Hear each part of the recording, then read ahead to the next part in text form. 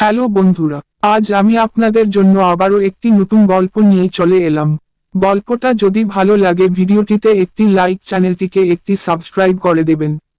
বন্ধুরা, সাবস্ক্রাইব করতে তো পয়সা লাগে না, দয়া করে চ্যানেলটিকে সাবস্ক্রাইব করে দিন।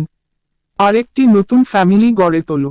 আমি আপনাদের জন্য প্রতিদিন একটি করে নতুন ভিডিও নিয়ে আসব। চলুন বন্ধুরা, অনেক কথা হয়ে গেল, এবার গল্প শুরু করা যাক। আজকের গল্পের নাম হাজারদুয়ারির অশরীরীর কান্নার রহস্য। চলুন শুরু করা যাক। গল্প মুর্শিদাবাদ, বাংলার ইতিহাসের এক অবিচ্ছেদ্য অংশ, যেখানকার প্রতিটি কোণ ইতিহাসের সাক্ষী। কিন্তু এই ইতিহাসের মাঝে লুকিয়ে আছে অজানা সব রহস্য, অন্ধকার গলির ভিতরে লুকিয়ে থাকা ভয়াবহ কাহিনী। আর সেই সমস্ত রহস্যের মধ্যে সবচেয়ে ভয়াবহ এবং আকর্ষণীয় হলো হাজারদুয়ারির অশরীর কান্নার গল্প। হাজারদুয়ারি নবাব সিরাজউদ্দৌলার সময়কার একটি বিশাল প্রাসাদ, যার প্রতিটি দরজা ও জানালা যেন একটি করে গল্পের জন্ম দিয়েছে। এই প্রাসাদটির নির্মাণ হয়েছিল 1837 সালে নবাব হুমায়ুন জাহের অধীনে। প্রচুর পরিমাণ দরজা এবং জানালা থাকার কারণে এর নামকরণ করা হয়েছিল হাজারদুয়ারি। কিন্তু এই বিশাল প্রাসাদটির প্রতিটি ইট যেন ভয় এবং রক্তের গল্প বলে। প্রাসাদের প্রতিটি কোণে লুকিয়ে আছে এক সময়ের ইতিহাসের ছায়া। কিন্তু প্রাসাদটির একটি নির্দিষ্ট অংশে প্রতিরাতেই শোনা যায় এক অদ্ভুত, গভীর এবং বেদনাদায়ক কান্না। এই কান্নার আওয়াজ যেন সারা প্রাসাদ জুড়ে ছড়িয়ে পড়ে এবং সকলের মনে ভয়ের সৃষ্টি করে। গল্পটি শুরু হয় 1920 সালের এক বর্ষার রাতে। নবাব পরিবারের একজন সদস্য, যার নাম ছিল আনোয়ার, তিনি ছিলেন একজন সাহসী মানুষ। কিন্তু তার সাহসকে অদ্ভুত এক ঘটনা বদলে দেয়। একদিন রাতে আনোয়ার একটি নির্দিষ্ট দরজার সামনে দাঁড়িয়ে ছিলেন যখন তিনি প্রথম সেই অদ্ভুত কান্নার আওয়াজ শুনতে পান। আওয়াজটি এমন ছিল যেন কেউ অনেক কষ্টে পড়েছে এবং তার মুক্তির জন্য আর্তনাদ করছে। আনোয়ার সেই আওয়াজের উৎস খুঁজতে গিয়ে প্রাসাদের একটি পুরনো এবং বন্ধ দরজার সামনে পৌঁছান। দরজাটি দীর্ঘদিন ধরে বন্ধ ছিল, কিন্তু সেই রাতে আওয়াজটি সরাসরি সেই দরজা থেকেই আসছিল। সাহসী আনোয়ার দরজাটি খুলে দেখেন, কিন্তু ভিতরে কিছুই ছিল না। হঠাৎ করেই বাতাসের সাথে সাথে সেই কান্না যেন আরো গভীর হয়ে উঠল এবং আনোয়ারকে ভয়াবহভাবে আক্রমণ করে। তিনি সেখান থেকে পালিয়ে আসেন, কিন্তু সারা রাত ধরে সেই কান্নার আওয়াজ তার মনের ভিতর ধ্বনিত হয়। আনোয়ারের এই ঘটনা নবাব পরিবারে ছড়িয়ে পড়ে এবং সবাই আতঙ্কিত হয়ে পড়ে। প্রাসাদের অন্যান্য সদস্যরাও রাতে সেই কান্নার আওয়াজ শুনতে পান। তারা তখন সিদ্ধান্ত নেন যে এই ঘটনার সমাধান খুঁজে বের করতে হবে। এই কারণে তারা কলকাতা থেকে একজন বিখ্যাত তান্ত্রিককে নিয়ে আসে, যার নাম ছিল অঘরী বাবাজি। অঘরী বাবাজি সেই রাতে প্রাসাদে পৌঁছান এবং সেই দরজার সামনে ধ্যানমগ্ন হয়ে বসে পড়েন। তিনি বেশ কিছুক্ষণ মন্ত্র জপ করার পর বলেন যে এই জায়গায় বহু বছর আগে একটি ভয়ঙ্কর ঘটনা ঘটেছিল।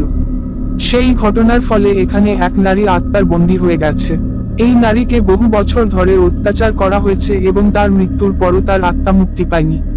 সেই আত্মাই প্রতিরাতে কান্না করে তার মুক্তির জন্য প্রার্থনা করে। অঘরী বাবাজি তখন নবাব পরিবারকে বলেন যে এই আত্মার মুক্তি দিতে হবে। এজন্য একটি বিশেষ পূজা এবং রীতিনীতি পালন করতে হবে। পরিবারের সদস্যরা সবকিছু আয়োজন করেন এবং পূজার দিন নির্ধারণ হয়। সেই রাতে প্রাসাদের মধ্যে অদ্ভুত এক পরিবেশ সৃষ্টি হয়। বাতাস ভারী হয়ে ওঠে, যেন চারপাশের সবকিছুই সেই ঘটনার সাক্ষী হতে প্রস্তুত। বাবাজি পূজা শুরু করেন এবং মন্ত্রোচ্চারণের মাধ্যমে আত্মার মুক্তির পথ তৈরি করেন। তখন হঠাৎ করেই প্রাসাদের ভিতর থেকে সেই কান্নার আওয়াজ আরো তীব্র হয়ে ওঠে। কিন্তু বাবাজি নির্ভীক ছিলেন। তিনি পূজা চালিয়ে যান এবং এক সময় সেই আওয়াজ ধীরে ধীরে ক্ষীণ হয়ে আসে এবং শেষ পর্যন্ত সম্পূর্ণরূপে বন্ধ হয়ে যায়। পূজা শেষ হলে অঘরী বাবাজি নবাব পরিবারের সদস্যদের জানান যে আত্মাটি মুক্তি পেয়েছে। তারা সবাই সেই রাতের ভয়াবহ অভিজ্ঞতা নিয়ে বাড়ি ফিরে যায়। কিন্তু সেই রাতের পর থেকে হাজারদুয়ারিতে আর কোনো কান্নার আওয়াজ শোনা যায় না। কিন্তু সেই ঘটনার পরও হাজারদুয়ারির চারপাশে একটি অদ্ভুত ভীতি রয়ে গেছে। এখনো কেউ কেউ বলে যে গভীর রাতে, যখন পুরো পৃথিবী ঘুমিয়ে থাকে, তখনও হাজারদুয়ারির দেয়াল থেকে হালকা কান্নার আওয়াজ শোনা যায়, যেন কেউ অনেক দূর থেকে কাঁদছে। মুর্শিদাবাদের হাজারদুয়ারির এই কাহিনী একটি ভয়াবহ স্মৃতি হিসেবে মানুষের মনে বেঁচে আছে। এই গল্পটি শুধু ভয় দেখানোর জন্য নয়, বরং আমাদের মনে করিয়ে দেয় যে অতীতের কোনো ঘটনা কখনোই সম্পূর্ণরূপে মুছে যায় না। সেই ঘটনাগুলি সময়ের সাথে সাথে মানুষের মনে থেকে যায় এবং বিভিন্ন রূপে প্রকাশ পায়। হাজারদুয়ারির কান্নার গল্পটি ঠিক তেমনই একটি কাহিনী, যা মুর্শিদাবাদের ইতিহাসের এক ভয়াবহ অধ্যায়। তবে এই কাহিনীর সত্যতা নিয়ে সন্দেহ থেকেই যায়।